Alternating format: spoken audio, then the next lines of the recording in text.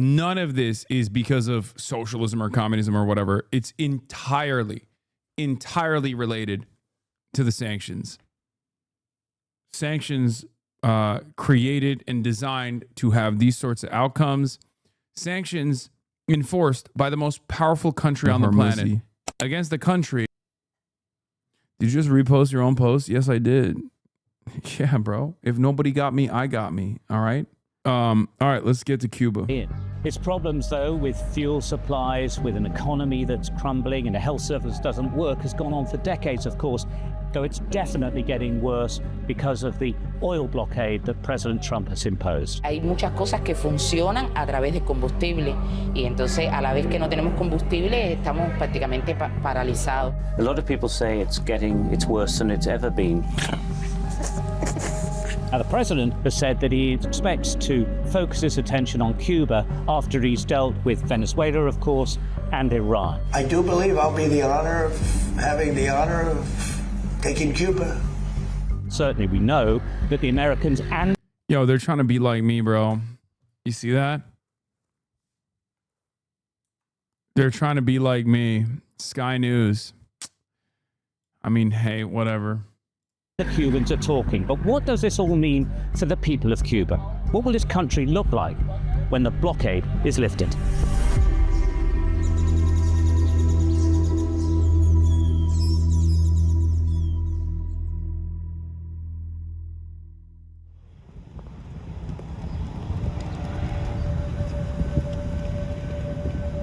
This is Havana, the capital of Cuba. We're 3 months into a US oil blockade, and life is unraveling here faster than anyone predicted. This is right in the heart of the city, and through the rubbish bins, they search for anything of value and anything worth eating. Some collected in bags, slowly working their way through the mounds of rubbish, seeking out discarded food and vegetables rotting beneath the blistering sun, sifting out what they can scavenge from here. These aren't necessarily homeless people, but they are desperate people. Others can't wait, inspecting the food, then eating it. It's that desperate. There's been incredible poverty here in Cuba for a long time, but this type of open desperation hasn't existed here for many years.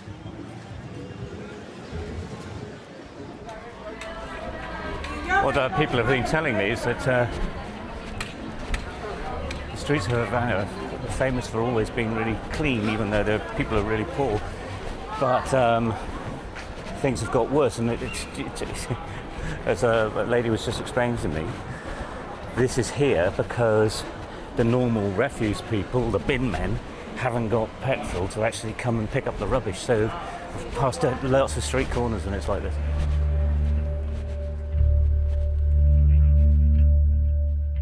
Since the start of the year, the United States has imposed an oil blockade on the country, meaning no fuel is allowed in.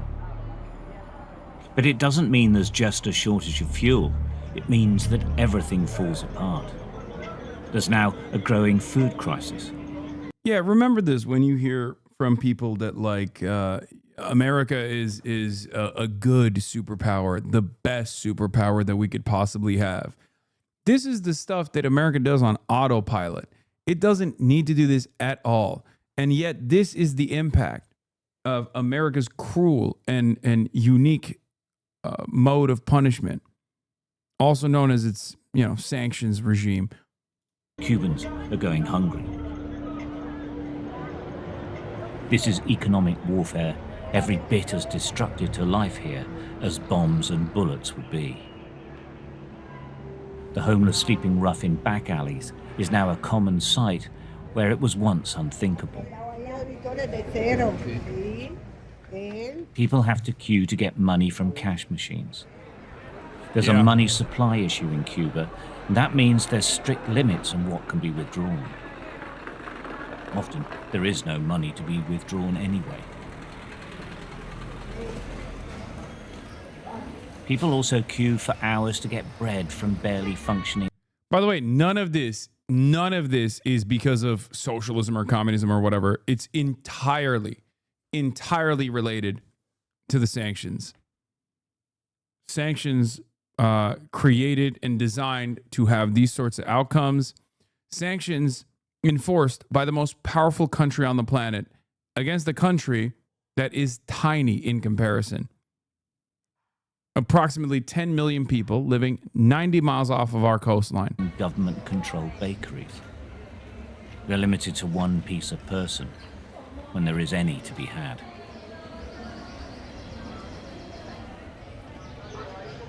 This is a government ration shop known as a bodega. They're meant to provide essentials at cheap prices. The shelves are virtually bare. I mean, that's also not, there are definitely markets that sell a decent amount of product. Like, I don't think that's, it's not as bare all over the place for sure. At least from what I saw. Some places absolutely were bare. Some places were not. An emergency load of rice was being delivered. This is humanitarian aid. Cuba can't produce enough of its own. What we found was that more often than not, the bodega stores were completely empty or shut in this current crisis. Pharmacies as well have just empty shelves. This one appears to be open, but it seems there's virtually nothing in stock. Have you seen your criticism from deculturation? No, I have no idea what that is, but that sounds like a sweaty ultra. Please help me with one milk here. Chatters, I have a serious question. Do I have to respond to every fucking person that has an opinion? Like, genuinely. Like, do you feel like there's something productive? Should I just stop watching what American imperialism is doing to Cuba right now and adding additional commentary from my own personal experience when I went to Cuba and instead hear whatever the fuck some random dickhead had to say whose only mode of activism is to fucking chirp about me? Is that what I should do? No, half the time it's the person or their boosters coming in to try to get a boost off her coattails.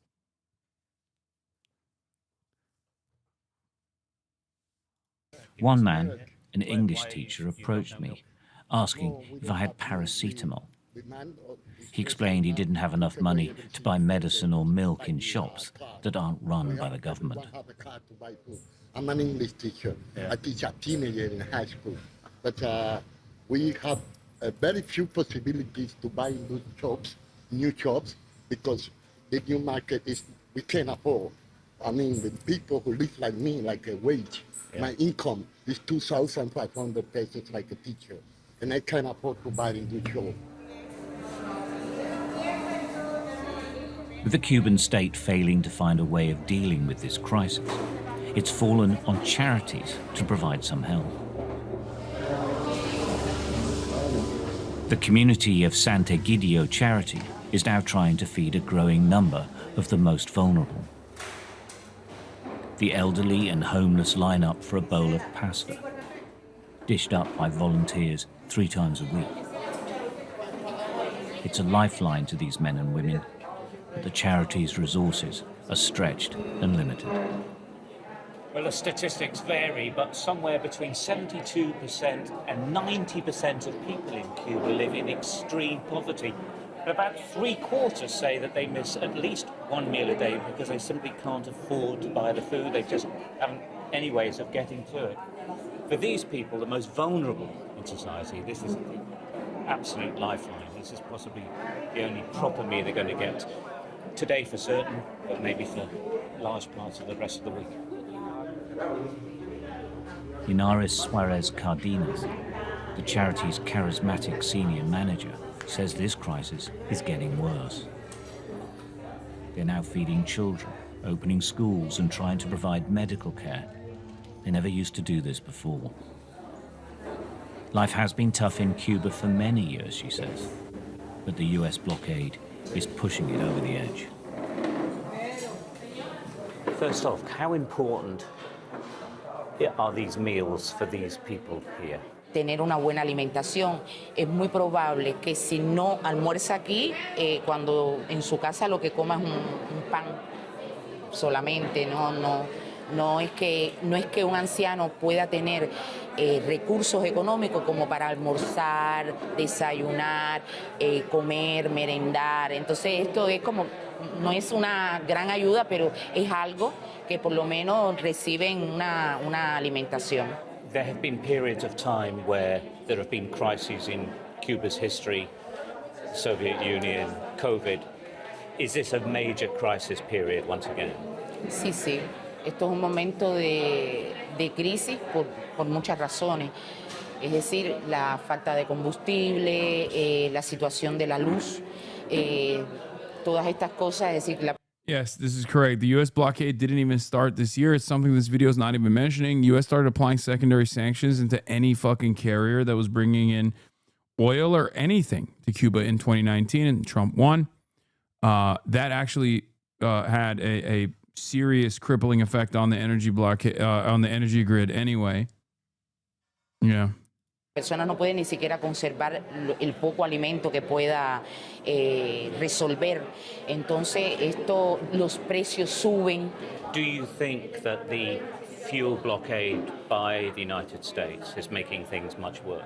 La situación del combustible inmoviliza, te hace, no puedes moverte, tienes que estar si te cierra un poco, te limita mucho. Y hay muchas cosas que funcionan a través de combustible. Y entonces, a la vez que no tenemos combustible, estamos prácticamente paralizados. Si en muchos lugares, por ejemplo, de acogida, han tenido que cerrar porque no tienen cómo.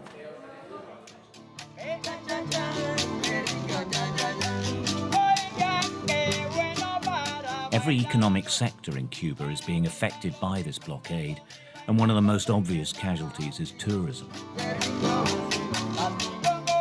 Sparkling classic cars, typical of virtually every image you've probably seen of Havana and renovated for tours of the city, now stand empty.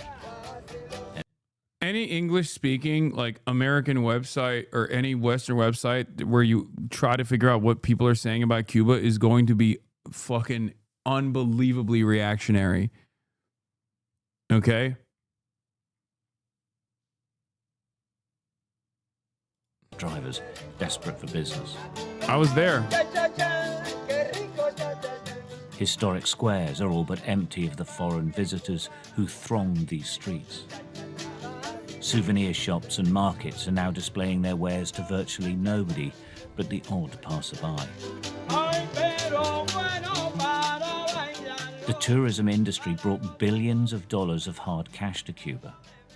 That vital foreign currency arriving on its shores is slowly but surely drying up.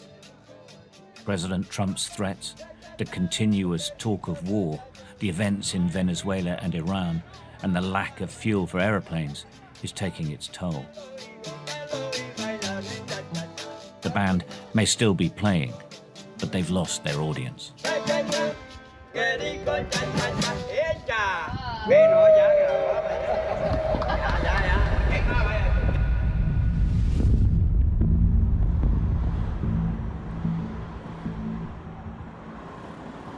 It's quite astonishing to experience this.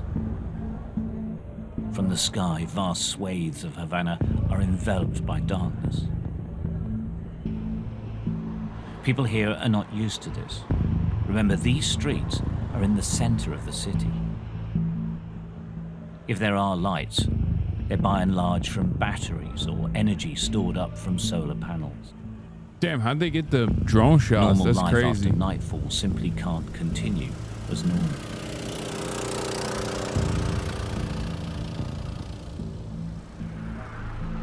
People walk through the streets, illuminated by headlights and torches.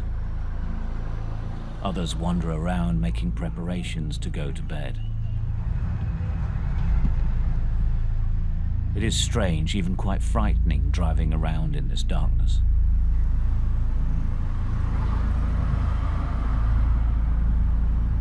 Cuba powerless to provide its people with power.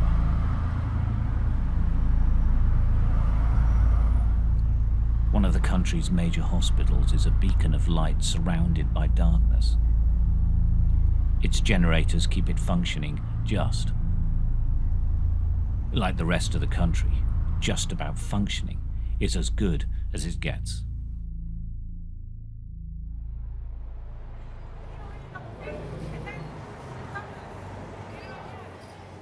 Just because it's daylight doesn't mean there's power. Some of the power cuts last for days at a time. Yep. Some areas are restricted to a single hour in every 24. Petrol stations are now routine. Why do you think corporations aren't helping Cuba out? First of all, corporations aren't moral actors. If anything, they're immoral actors. That's number one. Number two, corporations could genuinely profit from doing regular trade with Cuba.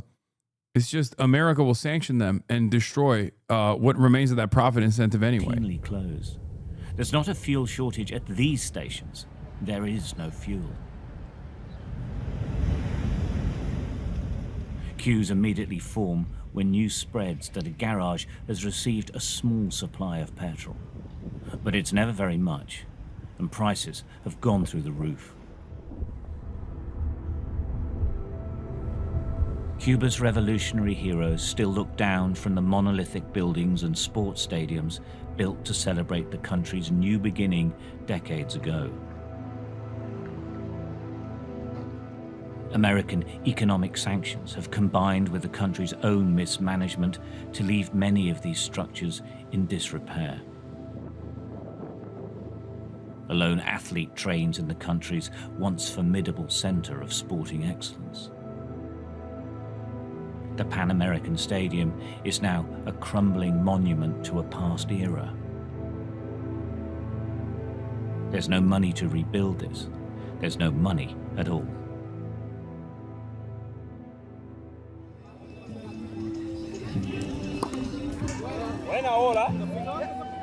In the warmth of an early evening sun, young men gather in the square for an improvised game of handball. We're in a small town near Pinar del Rio, a farming community a couple of hours out of Havana. This is typical of most of Cuba's rural communities. There's not much going on. Pretty much everyone is poor. Unemployment. He blamed the American sanctions of the country's own mismanagement. Yeah, I mean, mismanagement, of course, also plays somewhat of a role, but it's so marginal that I feel like it's inconsequential to bring up. Is high, and more often than not, there's no electricity these days. When we arrived, there hadn't been power here for 2 days. When power comes on, people charge their electric scooters and car batteries to run lights in their homes. Many make use of bicycles as well, and of course, horses and donkeys. At sunset, some climb up onto the roofs of their Soviet-era apartment blocks, looking to find a bar of phone signal. They tell us communications with their family and friends in different towns is often impossible for days at a time. Others prepare charcoal fires to cook meager dinners for their families as the sun drops below the horizon.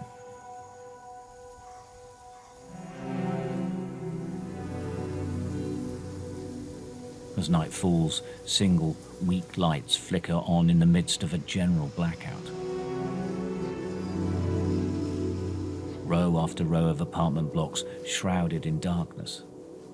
It will stay like this until sunrise.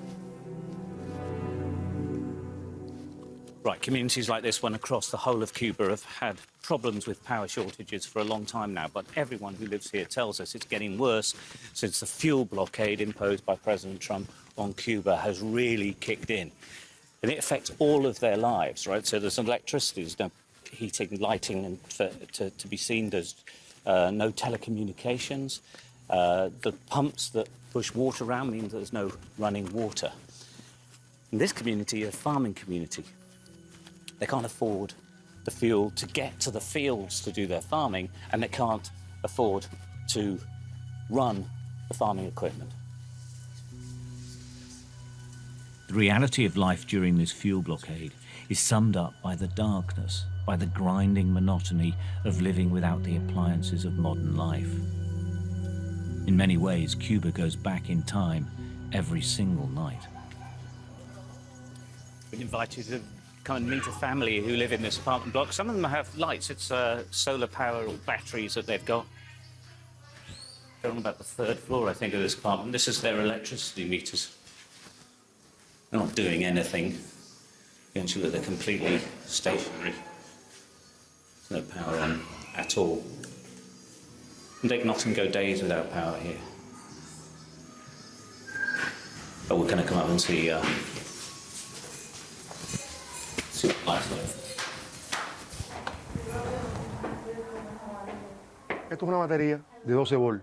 O sea, hay baterías más caras o más baratas. Oscar is a physics and maths teacher. Perhaps unsurprisingly, he's rigged up a system to keep the lights on at home. It's a short-term fix, but it is effective. Oscar and his wife Lise, an English teacher, live here with their son. Oscar takes home about £10 a month as a teacher. All government wages are poor, so he holds down 3 other jobs to try to make ends meet. They aren't happy with their lives, but they don't see Donald Trump as their savior. They prefer Cuba to do better, and the American blockade is making things worse. Ante el mandato de Trump teníamos problemas, pero esto ha sido peor, mucho peor en todos sentidos. Transporte, siembra, los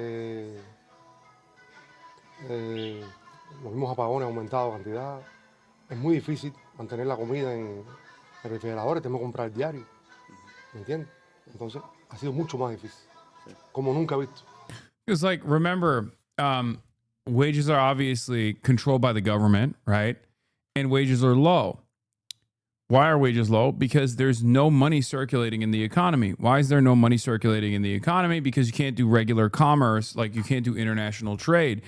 Cuba has the capacity to build factories in the same exact way that any other country does. But you can't get loans from any bank whatsoever to even start these sorts of infrastructure projects, start these sorts of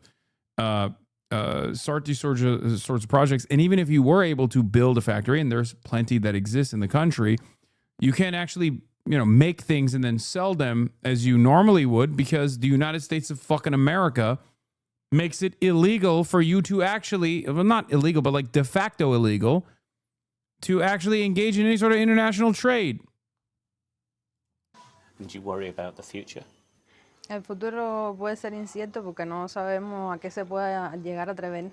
Porque ya vemos que Wait, he said one teacher makes 1,200 and the other says 10? Yes, 1,200 like in Cuban pesos. Which with in American currency, it translates to somewhere around $10. Venezuela es una potencia en cuanto a esto de lo que es Or I don't know what the actual currency exchange rate Pero que is. por un problema de que no hay Oh, he said recursos 10 naturales, pounds. él nos deja tranquilo. Y sea todo un problema político. In another apartment, Jeanette prepares the charcoal to make her dinner for the evening with the help of the light of a torch. She's a pediatric physiotherapist and lives alone in her 2-bedroom flat. Much of her extended family live in the blocks around her in town. Getting by is just a way of life for Jeanette. She'd like more, but there isn't more. Like so many Cubans we've met, she's scared about the future and afraid about what may happen to her country. Donald Trump says he wants to bring about huge changes in Cuba, that the blockade is to try and bring about those changes. Do people in Cuba resent this interference? Al final, el mismo pueblo es el que ha tenido que tomar todas las consecuencias para el cambio que puede ocurrir. La necesidad ha aumentado. El pueblo es quien lo está sufriendo día a día. Do you worry about what's going to happen next? Por supuesto, que vivimos aquí. Estamos somos los que viviremos las consecuencias de lo que pueda ocurrir.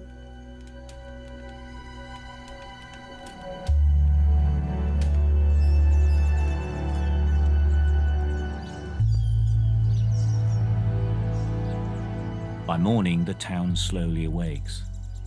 Another night without power gives way to another day without power. It's relentless. Cuba's economic mismanagement and neglect of infrastructure over decades contributes to this situation.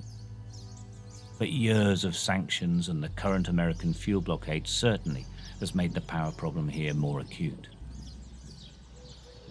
It's a Sunday, so it's even quieter than usual. Some pass by dressed up in their Sunday best, heading to church.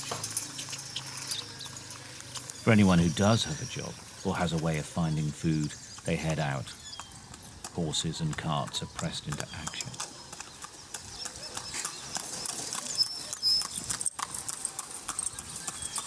People here don't have much. I'm gonna keep it a buck.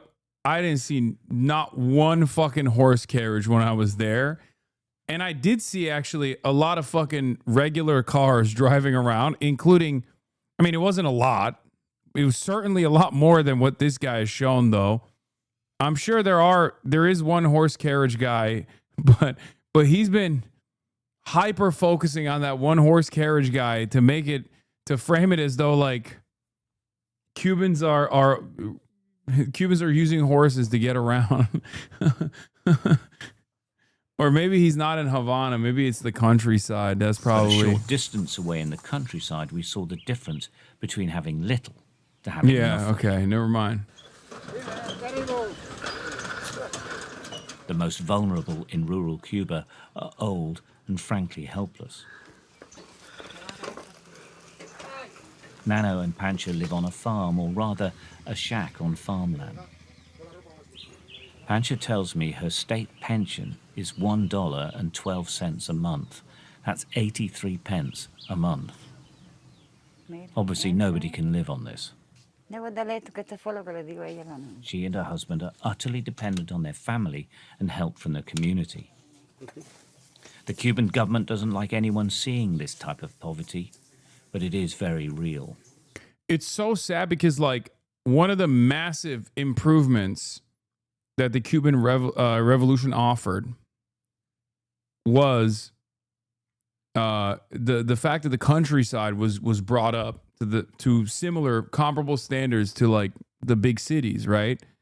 That was a huge deal. Like the Cuban Revolution was able to improve the infrastructure all around the island, bring literacy rates up.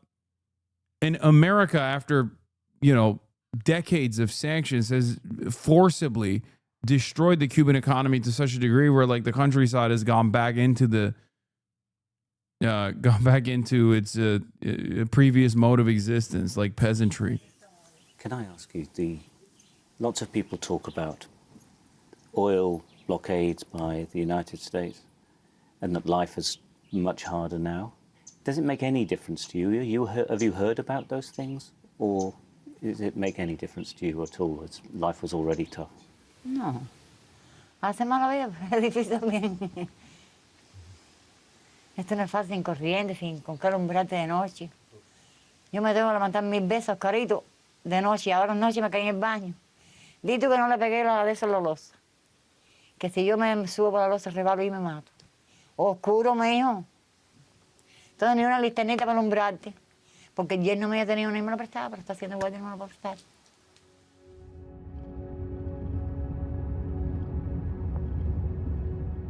Heading back towards Havana, it struck me that there can't be a clearer illustration of fuel shortages than taking a trip on one of Cuba's motorways.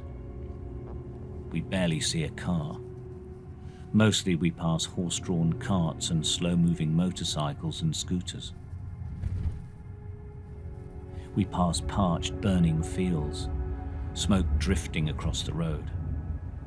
There's no fire engine to put out these fires. Well, there is.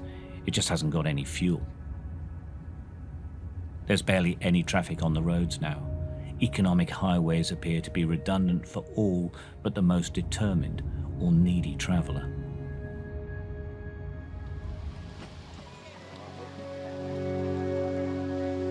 A reminder of this country's past status can be seen in the magnificence of old Havana.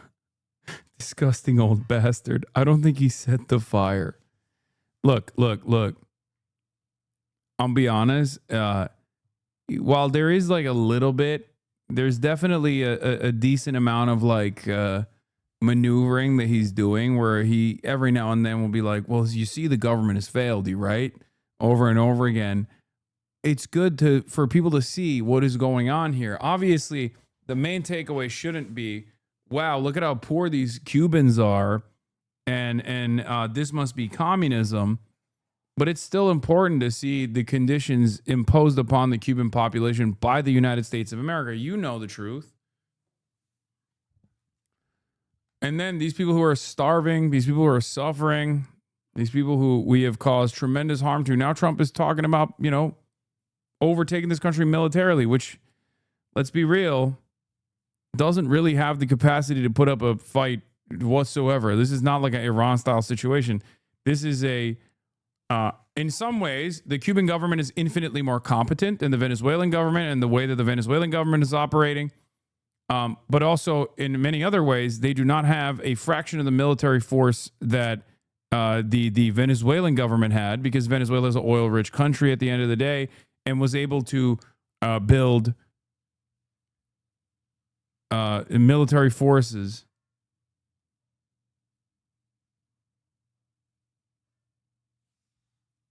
and all of that amounts to nothing, of course, because clearly the American military superiority still was able to, and maybe a little bit of engineering behind the scenes, was able to create a successful military operation. Yeah, none of them said the blockade or the sanctions are good. All of them said is hurting them. Yeah, the Trump admin's whole rationale is to help the Cuban people. Exactly. Trump kissed Erica Kirk during the Turning Point event at Dream City Church in Phoenix, Arizona. Oh, God, it's so gross. Once the bull has been stabbed 100 times, it doesn't take much to finish the job. Yeah. It's crazy to think that Cuba had like a pretty competent military force, first strike capabilities against the United States of America in the USSR era, nuclear arms, Russian nuclear arms that were surface to surface missiles too, not just anti-air defense systems, but surface to surface missiles, an air force. It was a sovereign state. America fucking hated that shit, obviously, but this is why I say, Khrushchev was a lion. With its beautiful, ornate neoclassical mansions, Art Deco buildings, and Baroque churches that marked out Cuba as a special place for hundreds of years. To a degree, it still exists at first glance. Yeah, it has a lovely... Yeah, Cuba not only had a very competent military force, but they straight up sent that competent military force to Africa to play a formative role in liberating African nations. Feeling about it, that Spanish colonial look. Parts of the center of downtown in the old city are in good nick. But actually, a little bit more closely in Havana, these are some of the most iconic buildings, hotels, that are actually completely and utterly destroyed, emptied. It looks more like a war zone than a major city, the capital of a country. Sort of, you have to scratch beneath the veneer here. You don't have to scratch very far. You see just how much trouble Cuba is in. The truth is, the buildings are neglected and slowly falling into ruin. It's true. In the midst of this once magnificent it's so beautiful too. It's so sad. It's so fucking beautiful. City, many of its people are living in squalor, clinging onto existence in buildings from a different era. It all adds to the sense that this large Caribbean island, a dominant cultural and political symbol, and still regarded by its island neighbors as a regional powerhouse, is being strangled because of its political inclinations that took root here a couple of generations ago. Observers, neutral or otherwise, agree people can't continue to live like this. The current fuel embargo is quite simply collective punishment on a mass scale. President Trump says Cuba is next, but nobody here, and perhaps not even in the White House, have any idea what next means. The merry-go-round of threats, sanctions, blockades, and sometimes negotiations about the future go on. When it stops, is there even a future for this generation? Is there even a plan? Ceasefire broken, explosions throughout southern Lebanon. Israel carrying out huge amount of detonations of Lebanese infrastructure. Qantara, Qiyam, Nakura, Al-Bayada, Chama, and Hula being destroyed. Very unsurprising that they're doing that. What was you?